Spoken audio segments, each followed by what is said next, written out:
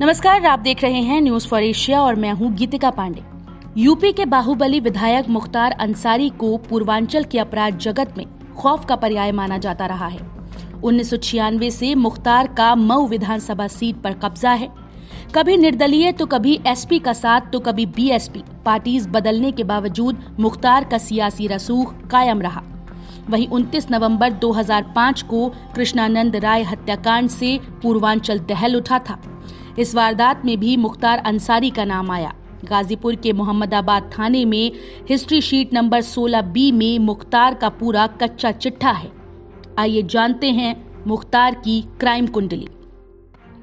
1988 में मुख्तार अंसारी के खिलाफ सबसे पहला 302 यानी हत्या का केस गाजीपुर कोतवाली में दर्ज हुआ।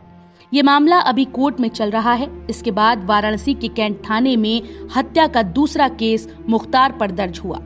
इस मर्डर केस को कोयले के ठेके में वर्चस्व की जंग के रूप में देखा गया था। ये पहला मौका था जब पूर्वांचल के माफिया डॉन मुख्तार अंसारी और ब्रजेश सिंह का आमना सामना हुआ। इस मर्डर केस की पृष्ठभूमि आपको बताते हैं। हत्या के मामले में जेल में बंद ब्रजेश सिंह की मुलाकात गाजीपुर के मुडियार गांव के त्रिभुवन सिंह से हुई।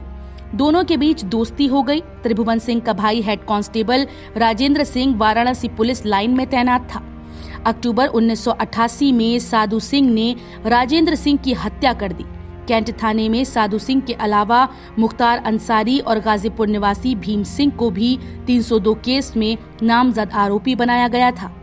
इसके बाद तो मुख्तार की हिस्ट्री शीट मुकदमों का पुलिंदा बन गई। 1991 में मुख्तार के खिलाफ गाजीपुर के मोहम्मदाबाद थाने और कोतवाली गाजीपुर में हत्या के 2 केस दर्ज हुए। 1991 में ही चंदौली जिले के मुगलसराय में मुख्तार के खिलाफ 302 का एक और मुकदमा दर्ज हुआ। इसके बाद 1996 में गाजीपुर के मोहम्मदाबाद थाने में उसके खिलाफ हत्या का मुकदमा दर्ज हुआ। वाराणसी के भेलूपुर और चेतगंज थाने में 1990 और 1991 में उसके खिलाफ 302 का केस दर्ज हुआ। मुख्तार की हिस्ट्री शीट 16B को खंगालें तो उसके खिलाफ 32 साल के आपराधिक जीवन में 302 यानी हत्या के 18 केस दर्ज हो चुके हैं।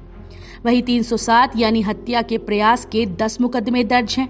इसके अलावा टाडा गैंगस्टर एक्ट, NSA और आर्म्स एक्ट के अलावा मकोका एक्ट के तहत भी उसके खिलाफ केस दर्ज हैं।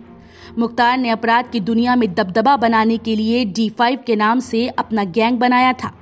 इस गैंग के सदस्य राकेश पांडे उर्फ हनुमान पांडे को पिछले साल अगस्त में लखनऊ में मुठभेड़ के दौरान मार गिराया गया था।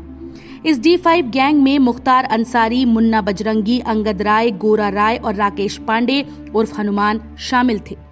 2005 में मोहम्मदाबाद से बीजेपी विधायक कृष्णानंद राय हत्याकांड के बाद पूर्वांचल के अपराध जगत में मुख्तार का एक छत्र राज हो गया था। कृष्णानंद राय की ब्रजेश गैंग से करीबी को इसकी वजह माना जाता है।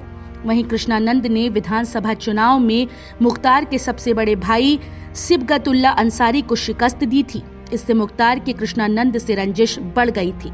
इसी तनातनी के बीच मुख्तार पर लखनऊ से लौटते वक्त उसरी चट्टी के पास हमला हुआ।